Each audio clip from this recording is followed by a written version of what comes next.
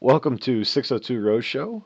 This is our weekly fantasy season wrap up show. This is for, AKA summary of the Rose League.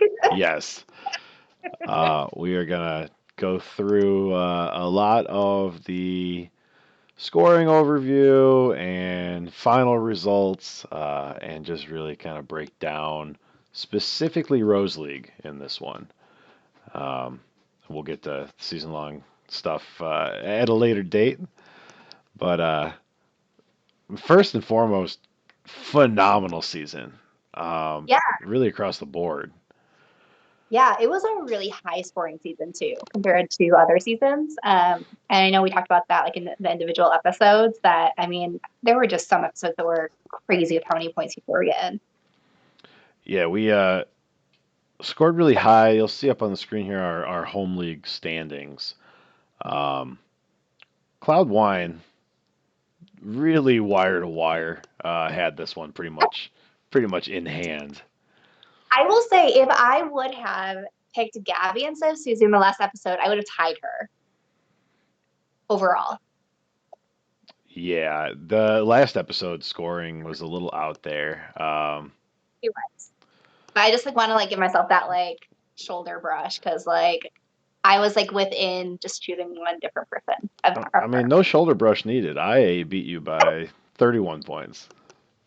Ugh, So, but still, no, go ahead. I was like, if I would have had anyone else, I would have beaten you. So And I believe there's a joke about my aunt and my uncle. But we'll keep it PG-13. You'll see global standings down there. I finished in fifth, which the way I was trending toward the end of the season, I'm actually happy with. Obviously, it's not a win. Uh, Megan 22nd. A little bit of a backslide there with Susie last week. yeah, yeah, I got knocked out of the top 10 with that one. Cloudwine would have been third overall if she had submitted her lineup for every episode. Um, but overall, everyone here in the top five was in the top 50, and Mhm. 7 people in our league finished top 130. Which is awesome when you're looking at a pool of over like almost 9,000 people. Yeah, very very pleased with how this season went. Obviously, not winning the home league or the big league is it chafes me a little bit, but it's okay. It's all right. We got there. It just gets you that fire for next season. It's just nice when you're looking at the leaderboard for us to be able to put the Rose Show right there near the top. So hopefully we can add some more players for this upcoming season. All right, average score up on the Mm-hmm. screen here. So this is top 10 scoring averaged across episodes. Mm-hmm. So you see obviously Shanae up there. She averaged 44 points in the episode she appeared in. So Yeah, that's how this scoring breakdown is. and without the women's tell-all. Correct. This is Rose League scoring, so no women tell all on this one. Um, so yeah, Shanae obviously big huge points when she was available, but you'll see Gabby, Rachel, Susie as the next three there, and obviously they were in every episode. Yeah. So week to week, average scoring is something we look at. It's more of a retrospective after the fact because you kind of normalize the data a little bit. Um, Sally there at number 9. Sally was only there for one episode. He was there for about 20 minutes. Yeah, And so yeah, somehow finished within the top 10. obviously scored really really well while she was there, but not someone who saw a whole lot of screen time. So average score, something that is important to look at, but not necessarily important week to week as much as it is in like overall strategy. Mm-hmm. Do you have anything else you really wanted to hit on with the average scores? Not so much. Like I said, they're very cut and dry. And it's pretty much the trend that we had been seeing the entire season too. So, way more interesting to me is total score Mhm. for the year. Um, and although Shanae popped 44 points an episode, not enough to crack the top three for Mhm. season long for the whole season. Gabby, Rachel, Susie, and then Shanae is your top four there. I was a little surprised to see Elizabeth finish top 10. We saw some other characters kind of fade toward the end there. I'm gonna beat the hell out of this dog. We don't actually hit dogs, PETA. We don't actually hit dogs. Um, yeah, so mostly follows where they finished. Mhm. Um, and if you don't have anything else like top level for total score, I would love to put another graphic up on the screen here. Yeah, go ahead. I mean, yeah, yeah, go ahead. So 1 through 10 Yeah. in Rose League scoring, exactly, exactly 1 through 10 correlates to screen time. Now, this screen time does include the women tell all. This is from Bachelor Data. It's a phenomenal source of information. Um, However, it is impossible to ignore the trend here. The top 10 matches exactly points for screen time. Mhm. And really, the reason I want to point that out is because the only thing that matters is screen time. Mhm. Now, there's going to be little nuances episode to episode, but you should be maximizing your screen time because the only time you can score points in Fantasy Bachelor and Bachelorette is when you're on screen. Mhm. And one of the things that we'll come back to at the end here, we tried to give you guys like three takeaways of like things to consider for next season. And I think that really hits on one of them, which is just like you have to be following the narrative and know who's going to get that screen time, right? I mean, like this season, to be honest, there really wasn't a love connection between Shanae and Clayton, right?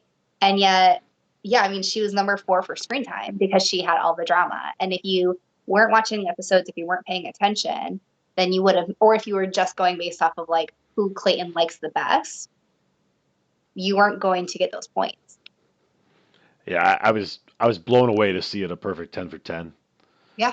I was expecting it to be close. That's why I grabbed the chart. And then as I'm looking at it, I'm like, oh, well, great. It's exactly. You'll see Cassidy is just barely behind Elizabeth there for total screen time. Yeah. Um, but interesting. Yeah. All right, so something we wanted to do was take our big three things from our review episodes, which, if you're not familiar, we take a favorite, a least favorite, and a surprise from each episode, and just kind of talk through what happened from a review. So, since we're doing our season review for fantasy, uh, wanted to do big three things. Yeah. So, if you don't mind, I'll go first, Yeah. Please and do. I will start with my favorite here. And my favorite, we tried to do it in like stat packs. So this is the leaderboard for number of times getting sent home or leaving. And of course, it's Susie leading the pack with 2 times that she either got sent home or left. And that was my favorite stat out there because, spoiler alert, but you should be caught up by now. Susie wins, kind of. So for her to go home 2 separate times and for the drama to play out the way it did in those final few episodes, I love this stat. It lost a ton of points for Susie backers because Yep. she sent herself home twice, essentially. So that was mine. Mine was Susie going home. Yeah. No, that is a fun one. And like again, I don't know if we'll see that one again either. So my favorite one was talking smack about another contestant, our girl Shanae. I remember just like as she got up to this number, like the episode that she left, like just being amazed at that 34. Like it's just so high. And when you look at all the other contestants, like the nearest one is like in the 20s, like it's not even close. And so she just again, like when she was on screen, she was getting so many points every single time, and was such a imperative character for you to have in your lineups every. And it was a lot of fun. It Yeah, was a lot of fun with Shanae's nonsense. yeah, So my least favorite is also Shanae, and the stat I chose to highlight was her season points. Yeah. Like I said, she came in fourth overall. Um, and really, for me, the reason that it's a least favorite is because I don't feel like I got enough shares of Shanae.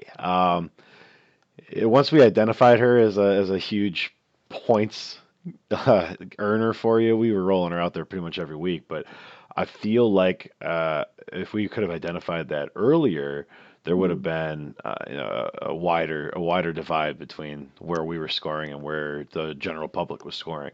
Because early in the season, I was trending a little bit behind.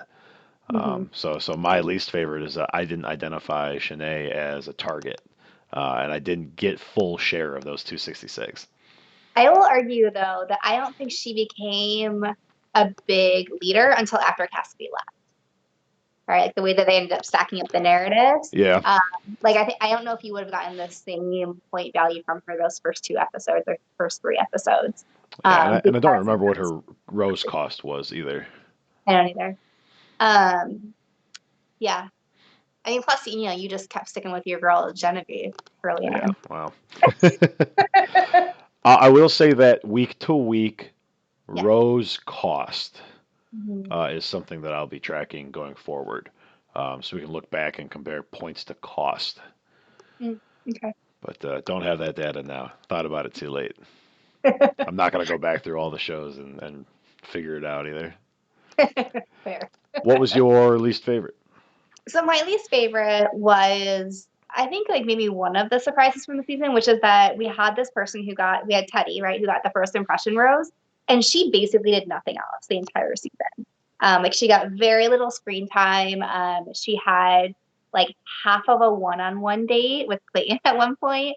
Like it was such a disappointment, I think, especially because like when you think of the first impression rose, like you think of it as being someone who is like a leader, right? Or like in the forefront of like the race coming out of the gate, right? You expect them to go far, but then also get screen time and like have that connection with the lead.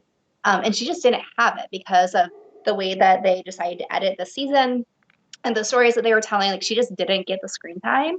And so for me, that was the biggest disappointment, especially because I had early on put a lot of stock in her, not knowing that. Well, a lot of times we see those first impression roses go quite a ways, and she did finish near the end, but yeah, definitely didn't get anywhere near the time that I would have expected either.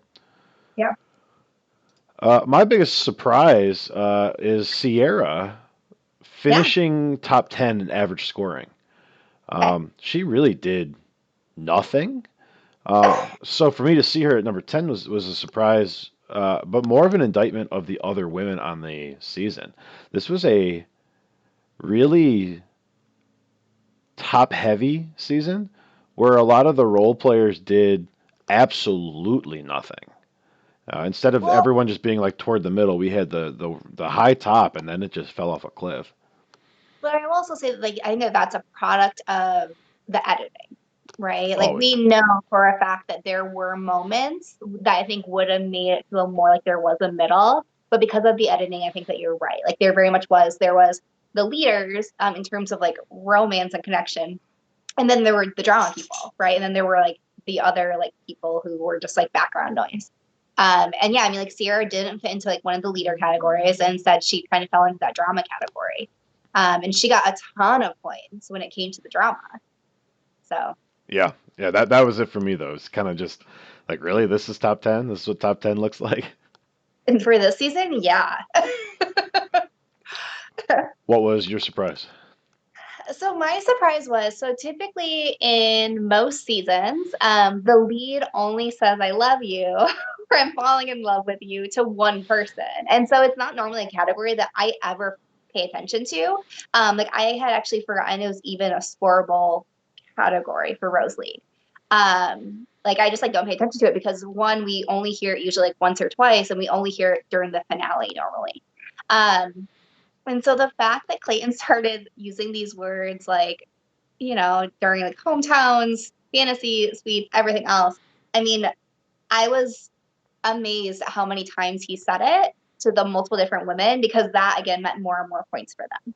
That's big So points too. I believe it's six yeah, every time. yeah. I mean, it's big points. And so yeah, like it was interesting the way that it played out because you could have gotten a lot of points from that. And that's again never a category I've ever paid attention to before. All right.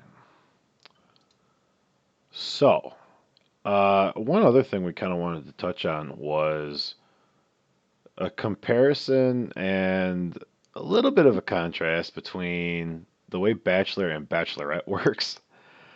Yeah. These past few seasons have been very different seasons. Um, I know the one big one for this season of Bachelor is the travel, Hmm. which really changes the game a little bit. But even just the differences between the casts and the way men and women are portrayed differently by the show. Hmm. Um, I as much as they are the same game, the way you earn your points is very different. It is. And like I think even like starting at the very beginning of like how the leads are chosen, like the women are typically really popular women, right? Versus the men. I mean, the last two men that we've had, Matt and Clayton, were pretty much unknowns, right? And so I mean, it's also just interesting the way that the seasons end up playing out too. Maybe because of that point and um, because of the way that they want to portray like women choosing men versus men choosing women. But we kind of wanted to, because this is only our second season doing this show, kind of talk about whether or not there are differences, especially when it comes to fantasy, right? And I think what you and I kind of came down to is that as far as fantasy goes, like there's not really a big difference between the two shows. You're still going to get the points that you're going to get. Narratives are going to be narratives, and you just have to kind of roll with what how the producers are going to portray people and like portray how the show is going. And as long as you're doing that, then you're going to get the same points either way. I will say one thing that stood out was there were almost no physical confrontations, Mm-hmm. which I was kind of surprised by. I know, culturally you'd expect guys to fight each other more than girls do, but I was kind of surprised, especially with how agitated and violent some of these girls were getting with their language. I was really surprised not to see that spill over. Mm-hmm. Where I think if it was a season of The Bachelorette, some of the things that happened in the house may have very well come to blows. Mm-hmm. It's not very often we see full blown fights on Bachelor Bachelorette because most of these people are here for social media clout, and that that hurts your image a little bit. But I was a little surprised by that, and I felt like if it had been a Bachelor season, some of that tension would have boiled over. But again, it all comes down to the edit, Mm-hmm. Yeah, absolutely. Because there could have been some of that physicality that we didn't see either. Although I hair doubt, pulling and stuff. right? Yeah, I mean, I doubt that the producers would really like not show that. But yeah, I mean, so I mean, like thinking about how to prepare for this next season of The Bachelorette. I mean, we are obviously in the same boat that everyone else is in, which is that we don't know how they're going to run the show and how it might change as far as like scoring goes and like what fantasy leagues are going to do with two bachelorettes and a whole bunch of guys. Um, but when we're thinking about just comparisons between like how to prepare yourself for making picks between like men versus women, again, it's kind of very similar as far as strategy goes. And on that note, really one of the things that we've been harking on is knowing the narrative. Um, Mm-hmm. and part of that is easy identification of the trends, right? So this is Bachelor data again. Buzzwords, words that hit and when they hit. Um, if you can find, this is obviously a great resource at Bachelor Data on Instagram, but there's other sources as well, or you can compile it yourself. But the words that are chosen for an edit are the words that are supporting the edit. So if you can find data sources that show you the direction the season is going, you can get out ahead of some of these Mm-hmm. bigger point episodes. Um, so buzzwords is one thing, but trailers and seeing what kind of cut you're getting, it's really all of the tools that you can find are all to help inform you of the edit. Yeah. Well, and I think like if you hit an episode where you don't do as well points wise and you're sitting there feeling really confused, that's probably a good sign that you're missing the narrative, right? Or that you're missing what the producers are giving us. And you're instead going with like what you think should be happening. So, kind of in support of that, takeaways from this season that can help you next season for fantasy. Again, not necessarily viewing enjoyment, but fantasy winning, which is really Yes. what we're all about. And number one is that narrative. You have to know what the hell is going on. You know, with Clayton from an early, we knew it's like, oh, I want to have a family. I want to have kids. I want to leave here with someone who loves me and all of that. And they beat us over the head with it at times. Yeah. But it mattered. That was the Yeah. direction a lot of this went. And if you had that in mind, you kind of knew where it was going. And even like the narrative for the girls too, right? Like I know we talked a lot about how we had like certain narratives for each of the girls and that you had to be really aware of when those narratives like switched, right? For Sarah and for Mara. That you had to be prepared for like that narrative to suddenly shift and for you to have a completely different animal. And that plays right into point number two, which is a little bit of flexibility. That was a great example you just had with marinara. Um, Another example along the same lines, though, is I stuck with Genevieve for Yeah. a very long time, waiting for those points to come through. And they Mm-hmm. eventually did, but I Yeah. burned a few weeks waiting for it Yep. because I had decided in my head that this is the way the season was going to play because I knew when she went home and I knew when she had dates. And I kept waiting for something that would show me why she went so far into the season to happen. And it never happened. And I never jumped off that train. Yeah. So you have to be willing to give up on lost causes, and more importantly, be able to identify them in the first place. Well, and to be able to identify too, like those random one hitters, right? Like there was that one episode that Eliza just like came out of nowhere and then disappeared again. And like if you could have identified that and like chosen a girl that has gotten, like very little points the entire season, but you saw one little thing in a preview or like in a spoiler that would suggest that she had a little more screen time, maybe you come out on top on that episode. And that brings us to point number three, which is you have to watch the episodes, the spoilers, the trailers, if you Mhm. want to compete at a high level. If you're just doing this for fun with your viewing party, that's totally fine. If you want to do well, you need to be consuming as much as you possibly can. And that includes all the dumb 60-second trailers they put up on Instagram. Mhm. Because a lot of times it's that missing footage that we don't get during the show. It might be the piece that makes everything else fit. It might be Mhm. the connection that the lead has with one of the many contestants. So being able to combine all that information and use it to influence your understanding of the narrative and which picks you're ultimately going with, super helpful. Yep. So I get the people who don't want to spoil the season for themselves, and that's totally fine. But then at least you got to watch the episodes and the trailers. Yeah. Yeah. So other than that, you can still join us on the Rose League 602 Rose Show. You can join the season that's already ended. They haven't opened up the new one yet, but it'll carry straight over.